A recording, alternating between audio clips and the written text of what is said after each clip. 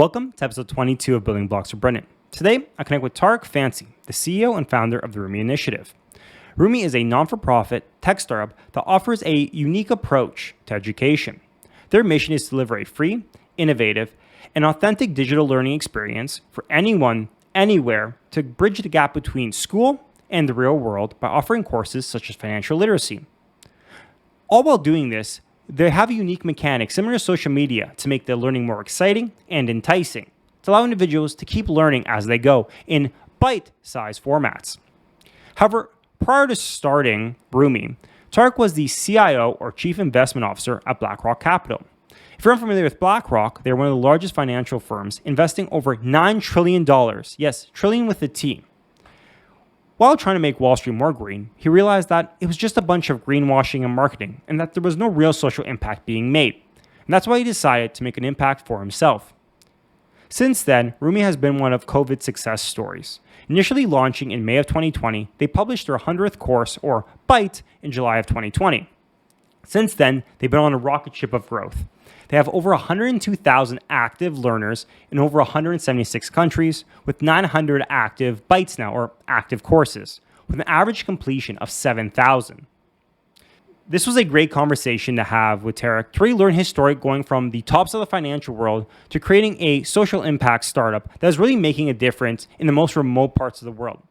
Over the podcast, we talk about some of the initiatives they have in the coming year, trying to connect with individuals in the most remote parts of the world to allow education for everyone, to make it not only accessible, but allow everyone to have the ability to succeed with the power of knowledge. Hopefully you guys enjoy this episode, learn a bit more about some of the social impacts being made across the world, and take a look at rumie.org to check out some of the cool courses they have that could benefit anyone to learn a bit more in a bite-sized format. Hopefully you guys enjoy this episode and subscribe. Hey, Tariq, thank you so much for joining me on the podcast today. I guess to start off, you have quite a interesting background, working within the finance world, working now within the, the education world in general. Guys, to start off, what is your background? Kind of who are you as a person? And then we can talk a bit more about Rumie and kind of your future initiatives as well. Absolutely. So glad to be here, and thanks for having me. And a quick background on myself. I mean, I've kind of had a career that's bounced around a little bit, probably not unlike a lot of other people these days. My passion was to do something international development with social impact, to drive change in the kind of way I want to see in the world. At the end of undergrad, instead of doing that, I missed out on some big scholarship I wanted to win, and I went into finance instead because the investment banks appeared on campus. They hoover up people like I was who good grades, but didn't really know what to do next. So I spent a long career that kept kind of getting promoted, and I eventually moved to an investment firm, and I became the youngest partner. And it was a nice run. And then about sort of 10, 12 years into it, after I'd even done an MBA and stuff, I kind of had this itch because I was like, I actually want to do something with social impact. And I had a really good friend of mine with whom I did business school. He and I had the same itch. And so, long story short, we didn't do anything because after business school, we went back to finance. But then a few years after, he was diagnosed with stage 4 cancer. Sometimes if you're close to someone, you can live something vicariously through them. And so I saw firsthand how, what he really cared about when he knew his time was running out, because with stage 4 melanoma, it's really a question of time rather than a question of chances. That led to me founding Rumie, which makes learning easy and fun through technology, and began doing work to bring free learning even to as far-flung places as Syrian refugee camps for girls and women in Afghanistan, like just also all across North America. Grew it quite a bit and had some great success. And then that kind of got me back into the finance game, because every big bank was saying, oh, we want to do impact investing and sustainable investing and responsible. And I found myself in this position of kind of understanding both sides of it. And so I, in 2018, became BlackRock's first ever chief investment officer for sustainable investing globally. BlackRock is the largest asset manager in the world, and I think in history. They have $9 trillion under management with a T. So very, very big and very, very powerful, of the biggest of the heavyweights sitting in New York or globally. And I went in and did it for close to 2 years and came to the conclusion that, frankly, most of what Wall Street is doing is greenwashing. And I say that, as a former investor who was trained in it, went back into the system, understood how to do social impact and financial, profits, and found that, it wasn't a win-win, right? There was a win for finance, and they were clearly making money off it, but nothing underneath was really changing in the system. And so I went public earlier this year arguing that that this is greenwashing, and it's actually dangerous because it's wasting valuable time. We have to address climate change and other issues. And so since I've left, I'm back at Rumie, and have been driving a new microlearning initiative throughout the pandemic. So a lot of stuff going on. Those two kind of connect. They'll dovetail in the end, but yeah, that's Mhm. hopefully a bit of a spiel of who I am. And I mean, that's such an interesting story. And like you said, like many others, quite a bit jumping around, but at the end of the day, a pretty consistent story. Or when you zoom out by 10,000 feet, it seems like it makes sense, but the day to day can always be uh, quite wild. But I mean, around, I guess, green investing or the idea of investing for sustainability, that's a very hot topic now. And like you were saying, it can either be seen, some people view it as just a different way of, I guess, painting the ship or changing different ways of investing to really get the best return. Because at the end of the day, some debate, if going green, if it doesn't create a better ROI in the long term, is there value in it? And it's a very deep discussion, but it seems like it's a very hot topic right now. Did has it? I know you said you were one of the first to really look into and start developing it. What was the big shift? Was it just consumers looking for a different place to put their assets, or was there initially started off as a good thing to do, and then like with anything else, with time and becomes, starts leading it? Or how did that transition happen? Or was it just once you know how the sausage is made, it's all the same at the end of the day?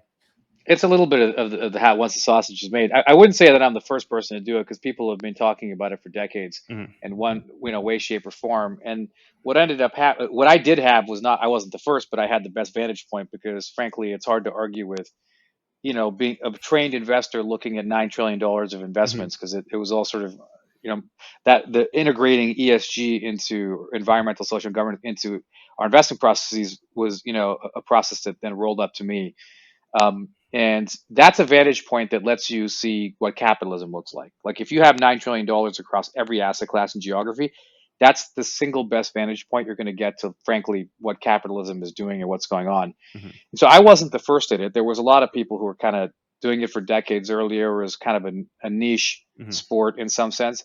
And what happened was, post financial crisis, right? Society started kind of getting up in arms more. Banks were not popular. Finance sector was not popular. And people were saying, hey, we need to do more about climate change. We need to do more about, uh, inequality and a whole bunch Mhm. of other important issues that we always hear about. And there's two ways the system can respond. One is to actually change and do the things you want, right? Reduce carbon emissions, like, you know, uh, pay workers better and so on and so forth. That's one way it can happen. The other way it can happen is that it can just market and pretend to everyone that it's doing stuff, but underneath it, it's pretty much Mhm. the same thing. The second one is happening, and the simple reason that it's happening is because it's not profitable for them to do the things that we need for them to do in society, right? Like, Mhm. it's not, there's a fantasy that like green investing is necessarily better. I mean, yeah, in a few instances it is, but if that were true, then a Nobel Prize winning economist wouldn't have said, for decades now that we need a carbon tax, right? A Mhm. carbon tax is specifically because it's cheaper and more efficient to burn fossil fuels than we need for it to be in society. Mhm. And so what happened was all these big firms got on and they started like grabbing the mantle of saying these, oh, green investing is the future and you can make more money and this, that. And it was largely so that they could delay taxes and regulation. Because the last thing they want, I mean, obviously finding inequality is going to, in some way, shape, or form, involve taxes on the wealthiest, right? They don't want that. Yeah. Fighting climate change is going to involve, Morgan Stanley estimates it'll be a $50 trillion to decarbonize the world economy, right? The energy, Mhm. global energy sector is like $5 trillion, right? That's not like a wonderful opportunity. It's not like climate change is something we would have wanted if it hadn't happened. Like, oh, this is Yeah. great. It's obviously a problem, and a problem costs money to fix. And so what they're effectively saying is, no, no, no, don't worry, we'll fix it ourselves, right? So they're like, oh, we have net zero contributions 2050, right? All voluntary, on all non-binding, all Mhm. effectively marketing. And it's because all this stuff costs money for them to do, and that's why the this incentives of the system are set up such that they it's cheaper to market yourself as doing the right thing than it is to actually change and do the right thing, particularly when the people making all the decisions have very, very, very short term incentives, right? They get paid out in the next few years. So they're not really Mhm. that concerned with what happens in 20 years. I mean, we all care about it in some form, but if they're getting rich in the next few, they're probably not going to care as much. And so you have an entire system that seems to have designed itself around business and financial leaders basically holding off taxes and regulation with one hand, Mhm. and then realizing that there's this social angst growing because nothing is happening, right? Every year emissions go up, every year inequality goes up. And they started saying, hey, why don't we sell people a bunch of products that that seem on the Mhm. surface like they're the solution, even though they're obviously not. And so there's a bunch of products they sell for higher fees that have absolutely no social impact that's in any way measurable. I know because I was like sitting in the machine. It's the financial mechanics of what they're doing. They're just moving money around, but it Mhm. doesn't actually create any impact that wouldn't have otherwise happened.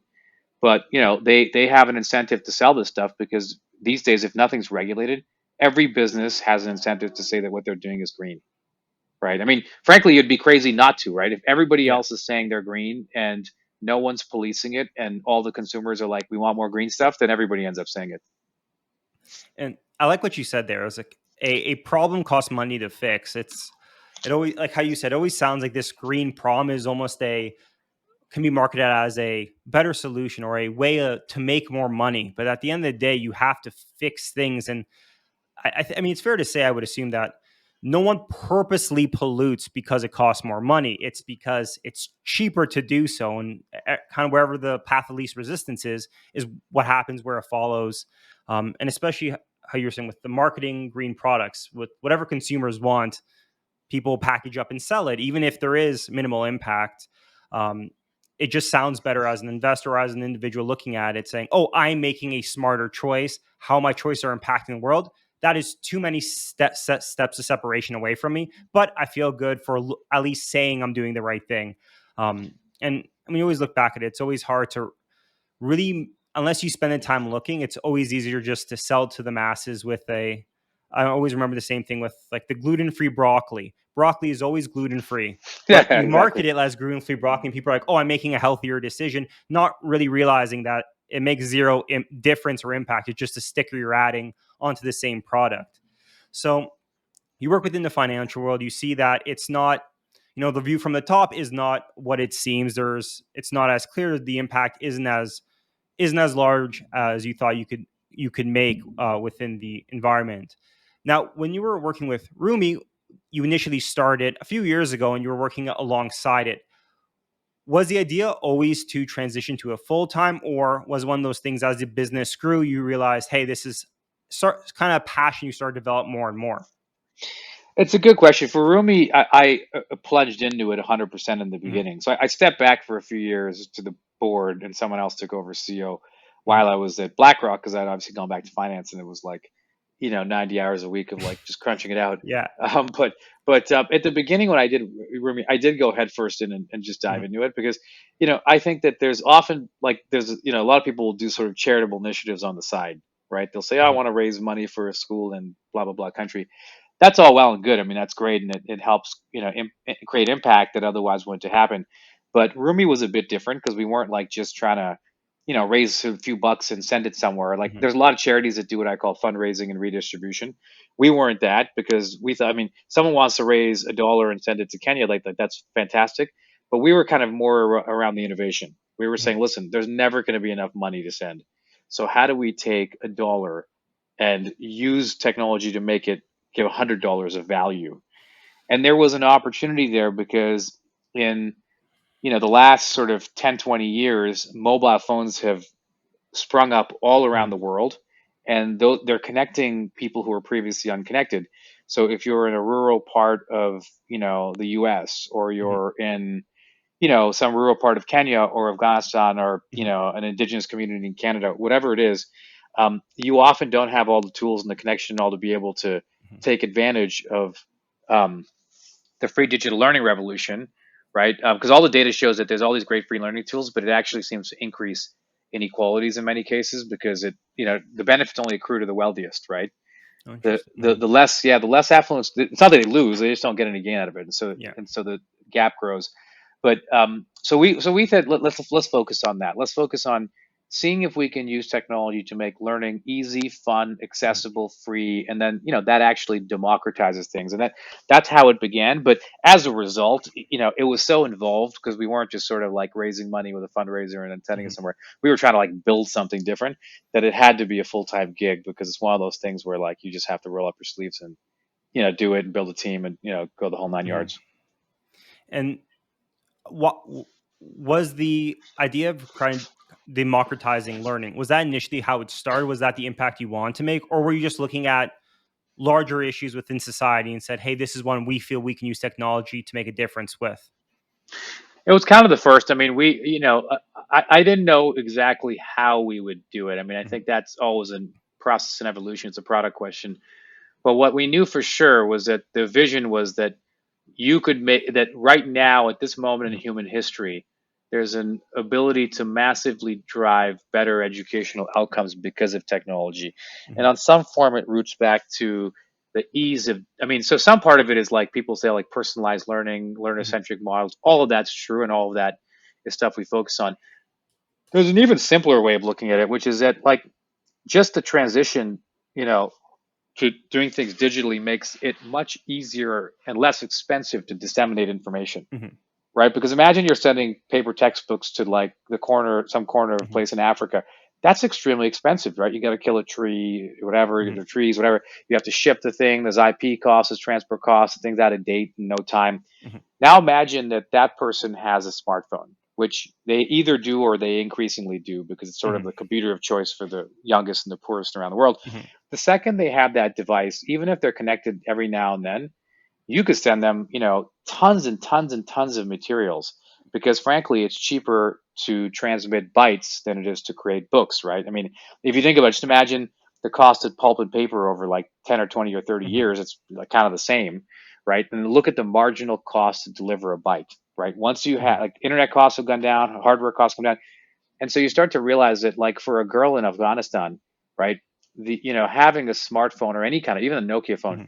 it's a lifeline, right? And it's a lifeline not just to communications, but also to learning, if it can be packaged and delivered to them in the right Mhm. way. And so, as an example, we're doing programs right now with the largest mobile operator in Afghanistan, and it's actually around bringing the micro learning that we've pioneered, Mhm. particularly in the pandemic over the last Mhm. year, bringing a fully localized version in Dari and Pashto, Mhm. to communities there, and it happens to be now rolling out just as, Mhm. unfortunately, the country is becoming more unstable, right? And that's why it's so much more important because people can't, if the Taliban take over, girls can't go to school again, right? So Mhm. technology becomes that much more important. And it's really interesting, even if you're looking at ways to, like you said, share information. The usage of smartphones and digital devices is much larger than you would ever think if you weren't aware of how accessible certain things can make it, especially a phone. I know, they've done obviously a lot of studies, a lot of work over the years to make the access to the internet, access to technology, one way of allowing, at least, like you said, democratize education, but allow for every individual to have better access to the ability to kind of better one's situation.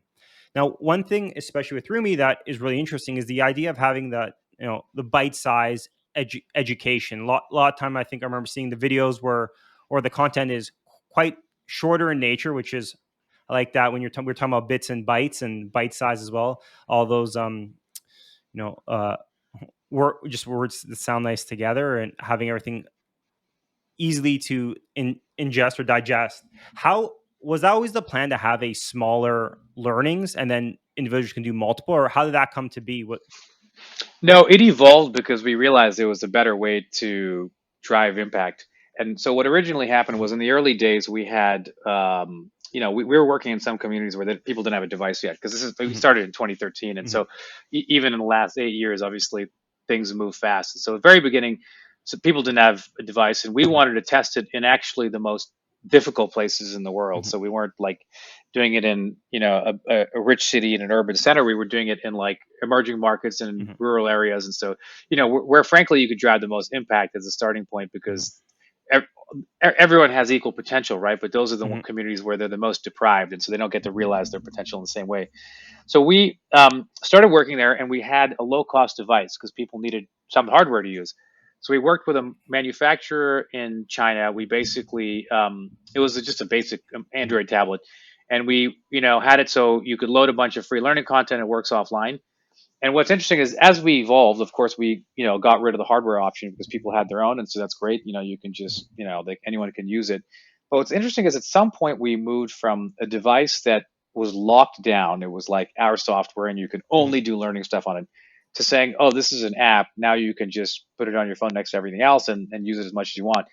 And it was amazing because we saw in there this massive change in the data where basically you used to see a massive drop off. But if you're locked on to only doing learning content on a device, people will spend a lot of time doing it. The second that you opened it up and it was on a device with a whole bunch of other things, the usage went down because their attention and time was getting hacked away by other Mhm. applications, and in particular, social media. We found social media with it's addictive, right? I don't know if you've seen that documentary, The Social Dilemma, Mhm. on Netflix. It became popular last year around showing Mhm. in depth how they're using the data to like hack your brain so that you want to get a dopamine rush. Mhm. And what happens is people go and use it for short periods of time, right? Instagram, the average usage time is 6 minutes, but it adds up to hours and hours a day. And so we started realizing very early that the key for doing digital education was not just quality, it was engagement. Mhm. And so think of it this way: if you're in a classroom, you're going through a 60-minute lecture, and then 7 minutes into it, you're like, "Wow, this is really boring." You can't really leave, right? Like, you know what I mean? You can't pick out your phone because the teacher's going to see you. You can't just walk out or climb out of the window, right? Like the social pressure and stuff, and so you're kind of stuck there. And so if that's the product you're delivering, right, that lecture in Mhm. a classroom, you don't have to be very engaging because people don't have anywhere to go. Yeah. What what's funny is that everybody learned in the pandemic, especially in the education space, what we had already kind of seen coming from our experiences, which is that if you then take that kid and you say, oh, well, you're stuck at home because there's a pandemic, so we're going to take the 60-minute lecture, we're going to put it online, and now you can sit in your bedroom, take out your phone, and watch that lecture. It doesn't work because 7 minutes in, when the kid gets bored, they press, they like thank you, and they Mhm. load TikTok, right? Or Yeah. frankly, they get a note like a notification, like, and notifications are specifically engineered at specific time for the stuff you want. Like their attention gets Mhm. hacked away, and so they keep switching, right? Mhm. And so we realized that the only way you can compete with that is by building something that uses some of the same mechanics around engagement, but does it for good, right? So we're not taking it to sell your data, right? Or Mhm. even to sell you additional courses like many ed tech players do. We're just basically saying, look, we want to take the information and never take it on a personal level. Mhm. We just want to take aggregate information and build a better and better learning experience for everybody. And the most important part was when we went to microlearning, by doing it in 5 or 6 minute snippets, the data shows, first of all, there's a few studies in the last few years that shows that actually you learn better, right? So Mhm. there's higher learner retention. But the second and more important thing is it's made so convenient and easy, mobile first, 5 minutes, that people get into the habit of just using it, regularly, because they also get a dopamine rush. This is the cool thing: you get a dopamine rush from learning something, but it Mhm. has to be a discrete skill. So it can't be like I opened the textbook in the middle of the thing and read a few pages and closed it. Mhm. It's got to be like a discrete sort of course or a building block. Mhm. But so far, it's worked really well. I mean, we're finding that we did a survey with youth and teens in Detroit, and found that the majority of them were actually replacing social media time when they were Oh. using Rumie Learn. Yeah, so it's funny because there's no, and it's what we asked them was that there's like turns out that there's not a lot of competition. Like you're not going to use Coursera or Khan Academy, Mhm. for 5 minutes on your phone when you're on the go, right? It's really going to be social media Mhm. that's really adept at that. And so we found that that was actually what we were replacing, which is like an added bonus, right? Because it's frankly you get a, you go from getting a dopamine rush for something that's bad for your mental health Mhm. to getting a dopamine rush for like learning something and building yourself up. Mhm. And yeah, no, social media is such an interesting thing. I just read a book a few months ago called The Hype Machine, with based out of one of the top professors around social media, around how not only addicting social media is, but how it's one of those skills to navigate. And I think it's similar to, like you were saying, everyone thinks they're very good at being staying on topic and being really strong-willed. They can wake up early, but social media gets us all. No matter who you are, whether it be even with a phone or without a phone, everyone gets distracted, and just being aware of that is so important. But one thing you touched on, which I like to hear, and it's surprisingly rare is that when tech companies don't use technology to help them, like how you were saying, is you're using your data in an aggregate to make the product better. And a lot of times that sounds simple, like, oh, most companies do it, but it's not as common as you would think, especially when trying to develop a better product. And I like how you initially, like you said, you went through that journey of, okay, education, in that lecture hall, an hour, sometimes 3 hours. We're going to copy that. Oh, okay, we realize that, like you said, social media is taking the time. How can we make it more not only manageable to consume, but also more beneficial for the individual to not only learn, but to enjoy learning? I think that's one of the challenging things, especially over the pandemic, we've seen for a lot of even the young students going online, was that the content wasn't built for an online platform. There wasn't the knowledge of the different medium to get the information through, didn't fit. The in classroom versus out of classroom experience is dramatically different, and the content has to change. So, how you have many different types of content on a platform. How did you start off figuring out where to focus and then building out from there? How do you continually stay up to date with the content? I think there's a few things there. Firstly, we're very demand driven rather than donor driven. So Hmm. in that sense, we're very much like a good tech startup, and in that sense, probably unlike a lot of traditional charities, which from my experience, they seem to, when they're trying to get institutional funding from foundations and all, they're basically just trying to satisfy what the donor wants. That's problematic because, if you think about it, think of a for-profit private company, right? Imagine Hmm. I'm Apple and I'm selling you an iPhone. You have to, like, I have to make sure you like using it. Otherwise, you won't buy it. And, because the Hmm. buyer and the user is the same person, right? So if they don't like it, they won't buy it and my funding dries up because I don't get any Hmm. revenue.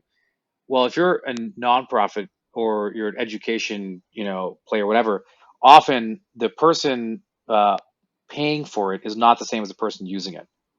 So Hmm. they're less responsive to the needs of the actual learners, right? Because if you think about it, if the student says, "This sucks, I don't want to be here," it's not like they could, then they don't buy the product and then the company sort of says, "Oh my goodness, we need to listen to them." Yeah. They don't necessarily care, right? Because they're like, well, this is what it is. And they're running off, I mean, they listen a little bit to the students, but not a lot because that's not where, it's not what pays the bills. So, for us, what we found was that we needed to be demand driven. And, we went through Y Combinator and all these things. Like Hmm. we were very much adept at like thinking about talking to users. So all of our content, the areas are really driven primarily by the community, right? We're growing the community. We have all this feedback. We have a new community we're starting to grow on Discord, and we just listen to people, and they're telling us Hmm. that generally speaking, here's all the stuff they want to learn that is outside of the K-12 curriculum. So the idea is kind of like here's the things you wish you learned in school but you didn't, and Hmm. there's like a million. There's financial literacy, there's this, there's job skills, how to get a job, what kind of job do you Hmm. want. Mental health has become one of the most popular categories in the last year. So we're very responsive to needs. But the coolest thing about how we create the content is that we didn't go and build a whole bunch of micro courses. We instead built sort of a next generation platform to Hmm. allow like rapid authoring by people in a distributed fashion so that we could start to build a movement of people who are actually the authors behind it. So in that sense, it looks a little bit like Wikipedia, right? Hmm. Both because it's driven by a movement of, of Hmm. people who really care and they have skills to give and they want to create content that distills those skills into micro insights. Hmm. And it's like Wikipedia in the sense that the end result is, it's all nonprofit, it's all open, it's all free, it's all with the goal of building that movement and generating out of it a massive public resource that Hmm. anyone can use and that levels the playing field for learning by just making, it's like the Wikipedia of micro learning. Hmm. It's all mobile first, it's all quick snippets, and it all is free and open and created by people who, have knowledge to give for the intention of empowering everyone else. Yeah, and it's really interesting how you said, the organization is really approached like a tech company using data to develop a better product and being product first. I know when you were touching on the fact that a lot of times when it's a charity or you see a non for profit, the idea is that you get funding from one institution, your users or the people who get benefit from the platform are another organization. So you always have a mixture of where to put your focus. Do you focus on getting more funding or do you focus on developing a better product? And in the perfect world, those are the same things. But a lot of times to get one, you have to put all your resources, which are mostly limited, into really focusing either on getting funding or developing a better product. but how you were able to develop the organization really more as a tech focus. You're able to kind of do both and really develop a better product for everyone to use. And it's funny how you brought up Discord, because I was connecting with quite a few of earlier organizations around, even some brick and mortar ones. And Discord seems to be one of the largest social, I don't know if you consider it social media, but largest platforms for getting feedback, which 5 years ago, no one's ever heard of or ever used except for really into the gaming community. So it's interesting how that tool or that platform is also, you brought up as well. It seems becoming more and more popular to essentially get that user feedback. And I'm, I know it's similar to, you said, similar to Wikipedia style with user generated content. How, and over time, I know sometimes it can seem scary because, okay, are they going to develop a good good learning module? How will the quality be? How is quality controlled viewed in that sense? Did you find it was a big issue, or is it like many other things? It seems like a bigger issue than it actually is. It actually hasn't been that big of an issue. Although, in fairness, we also do vet everything before it goes up. So Hmm. the difference with us and Wikipedia is really just a quality control, probably on some level, because in ours, you can't, a random person can't just come and create something. Like, we have a volunteer Hmm. community, and so people are vetted when they enter, so that you kind of have a sense that, like, it's just not some Hmm. random, like, so that was some level of control, Yeah. or quality assurance. And then on top of that, when the community creates stuff before it goes up, it's reviewed by other community members, but then we review it also, right? And Hmm. so Yeah. that way, it's not like Wikipedia where some anonymous person goes and changes the page and then suddenly it's changed. Hmm. There's like multiple steps.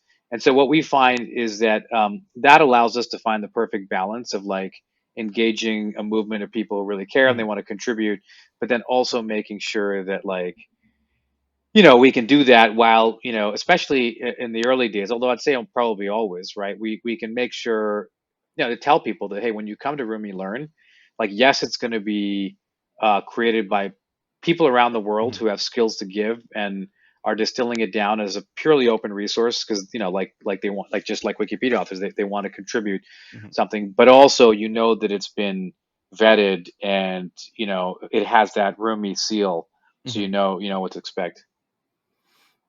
That's so smart to have that mixture of being able to have user generated content, but having that quality assurance built in as well. As kind of developing the best of both worlds, but also having that consistent brand image. I know that's always a challenge, especially for a lot of organizations, where whether it be community additions or community feedback or community generated content, is that sometimes you can lose the idea of what it means to be the organization and what it means to be that brand, that Rumie brand.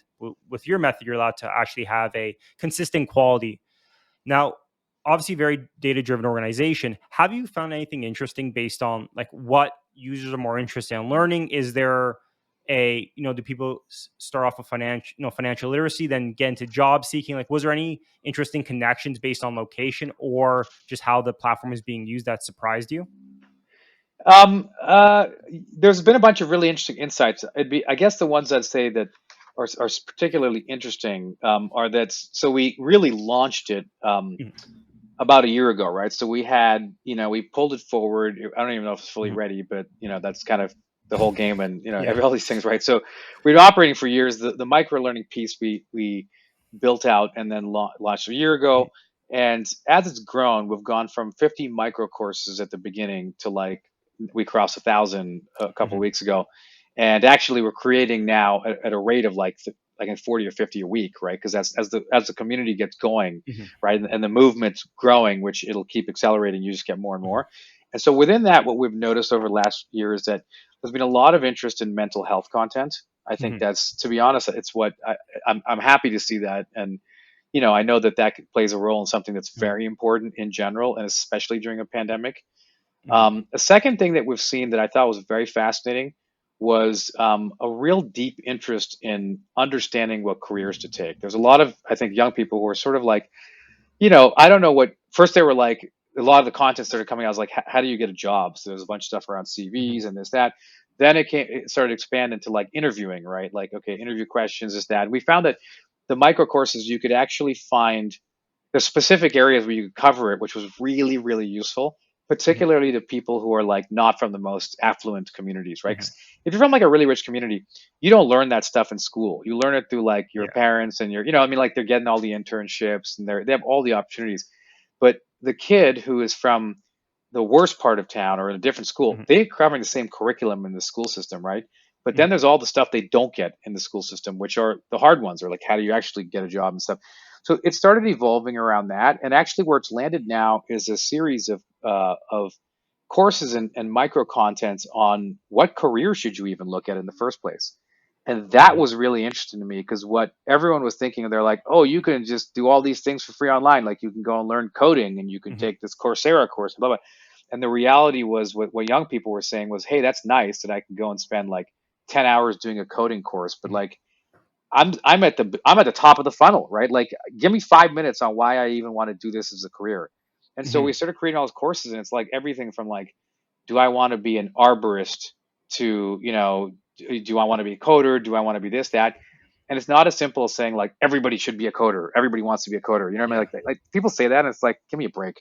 Like that's not going to work. Just I mean, Yeah. we probably need more than we had, more in 20 years than we had 20 years ago. But like that's not the only thing we Hmm. need. That's not the only thing people want to do. And so a lot of folks were basically at the discovery level, right? And so Hmm. that was really fascinating to me because that whole series of micro courses came directly out of this demand to Hmm. saying, hey, I just need to figure out what, like a little bit around the different areas before I can even dig in deeper and start to spend more time on involved non-micro learning experiences. And that's really interesting. I touched upon the fact that, like, no matter your affluent level, especially in the city, maybe the curriculum is very similar, but what you learn at home is really where the big difference is. I know there's a lot of studies where the biggest difference between a so-called wealthy child and a not so wealthy child was the fact that when they went home, the family would help them over the summer stay up to date with their learnings. Take the extra time to help them with their homework, develop those skills over the summer. So when they came back for grade 4, 5, or 6, they didn't degrade. They were at the same level. Where less affluent families, that's where a lot of the learning was lost, and that's actually what ended up happening was putting individuals behind when it came to universities and other programs as well, which is always interesting because you would think, oh, it's a quality of education, and that does matter. But a lot of times, it's the family, like you said, your social upbringing that can make a really big difference, especially with the internships and access to career opportunities. So by the time you are looking for your first career, one individual may have had 5 internships, talk to people in all these different industries. They have a strong idea, but others might never have had those opportunities. And I like how you said everyone wants to be a programmer. It reminds me of when I went to business school.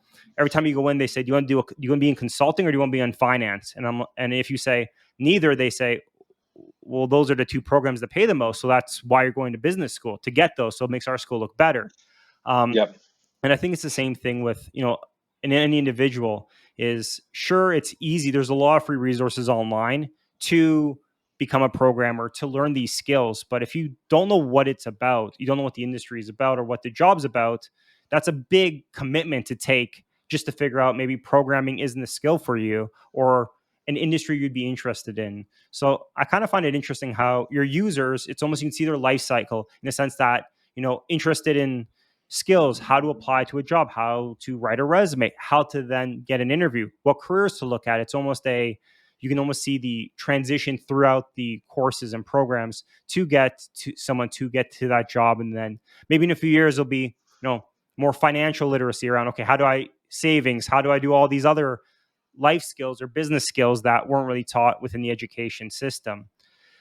Have you found that any markets more interested? I know you're over many different countries, but have you found certain pockets more receptive to this type of learning, or have you seen over the board quite a large uptick in usage? There's a large uptick in usage across the board. I think what's interesting is that the stuff that we were doing in the early days Hmm. at Rumie was, worked really well in places where people were new to technology or there was no alternative. And so it created Hmm. a bunch of impact in that way and was actually very popular and used a lot in emerging markets Hmm. and or sort of, even in rich countries, but then more in the Hmm. remote areas, the stuff around microlearning seems to be successful everywhere, right? So it Hmm. doesn't matter if you're even an affluent student sitting in downtown, let's say Hmm. Vancouver or whatever, Hmm.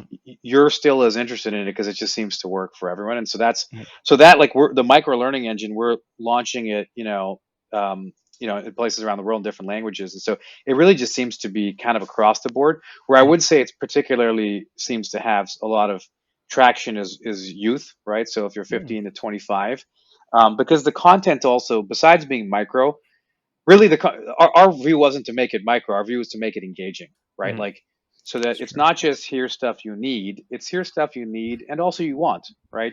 Yeah. Like it's kind of like watching the news. Like if you watch the news and you find it boring, but then you watch Jon Stewart or Trevor Mhm, Noah or John Oliver, it's like you're watching the news, but they're making it entertaining and they're parceling it out in a way that's enjoyable to watch.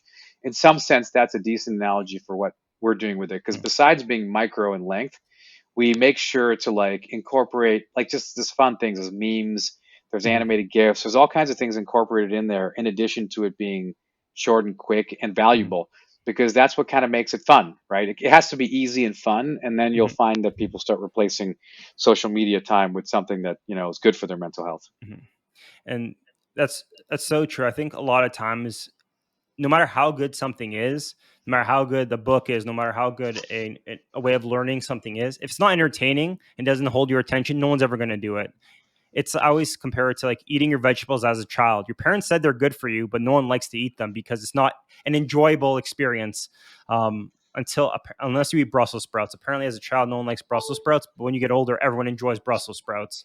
So it's a similar That's an weird interesting one. I don't analogy. remember. I don't. I think they're okay now. I don't remember if I like them or not when I was a kid. Apparently, it's one of those speaking about memes and stuff. Apparently, everyone says they dislike Brussels sprouts or thought they would be unedible as a child, but when they get older, everyone seems to enjoy them more. But it's really interesting, especially now speaking with mental health. I'm working for a mental health organization currently. It's really interesting to see the uptick, especially within different demographics, to really understanding, kind of focusing much more almost as in physical health, realizing it's a big part of one's life that they have to not only get more education on it, but look into improving it because mental health impacts everything in your life. It's not just one aspect of one's life.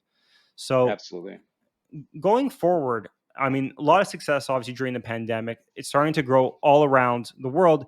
Is there, I guess, first off, how do you track success or what would you view success in your eyes? Is it number of hours used? Is it reach across the world? Is there a few KPIs or key metrics that you kind of wake up every morning to try to grow?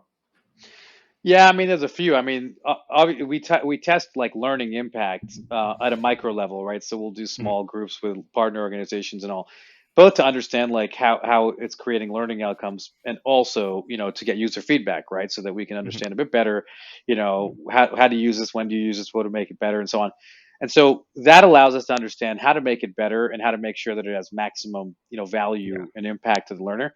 Beyond that, I think the biggest thing right now is really scale, right? Because if you have something that is showing that it can become like a Wikipedia like thing, that people really want to use it, people want to help create the content for it, people on both sides of that Mhm, find it enjoyable, and it's kind of a win-win digital knowledge transfer, mhm, then then to me I think that the vision is like we this is it's not about Rumie, it's more about mhm, a bigger movement, and that involves lots and lots of people like yourself and myself and a mhm, whole bunch of others, both to some people will use the content and benefit from it. Some people will be content creators.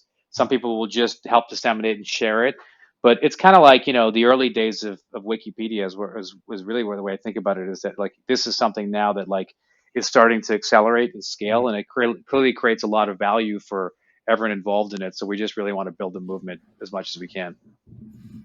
Oh, and makes a lot of sense. I mean, scaling seems like to be very exciting, especially in the near future as more and more bite size, easily digestible information becomes a better way of learning, and more research comes out saying that it is more effective for individuals to retain more information. What does the future hold? I know a lot of expanding, a lot of learning. Is there any, you know, product offerings you're looking to launch in the near future, or any different demographics or groups you're looking to expand the products to? Yeah, I mean, there's other geographies. I think one of the big things we're also trying to do is to figure out how to work with companies that, really care about making a difference Mhm, in their community. Because the one thing we've figured out is that a lot of the content areas that young people want are, around job skills, right? I mean, that's our mhm, focus: job, life, and career skills.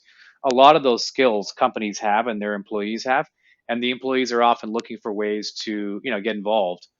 mhm, And so we've done a number of things with different companies where actually they did purely virtual volunteering. Mhm. during the pandemic, and safely from home, people could work in teams, the whole kind of process we have of running workshops and all, Mhm. and they would distill their insights into micro courses that are aligned to their areas of expertise. So Oh, think about it interesting. this way: Mhm. all these companies, like, they want to do volunteer work because it's good for morale, it connects them Mhm. to the community, and so on. But they always end up doing it in a non-skills based way. So they'll take someone who is, a marketing person, and a Mhm. finance person, and a programming person, and they'll make them all pick up garbage in the park, Mhm. which is great. It's important. Someone has to do that, but you kind of think to yourself, well, that seems to be sort of a waste.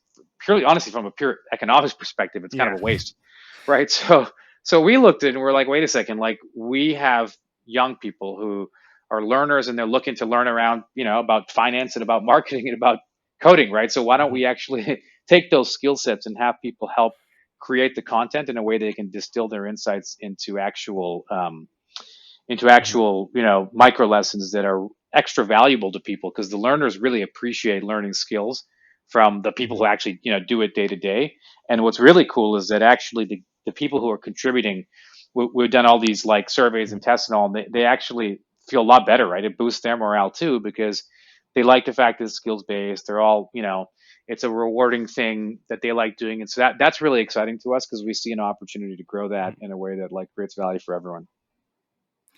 That's super interesting. I always found it funny how you said is you'll have someone who might be a CFO, CMO, some of the greatest brains, especially within marketing, whether it be hiring, and they're spending their time. Obviously, there's a big impact, like you said, picking up garbage or helping out at a car wash or doing things like that. But the without getting too economic or too finance focused, the ROI on giving advice on how to grow in an industry or how to develop these skills to help you get the job would be such a larger impact. And I found it interesting how you said those individuals at the same time do enjoy sharing, giving their insights they've spent most of their career in life, spending 100-hour weeks to develop, kind of being able to disseminate that information to other individuals who are truly interested in learning more from them.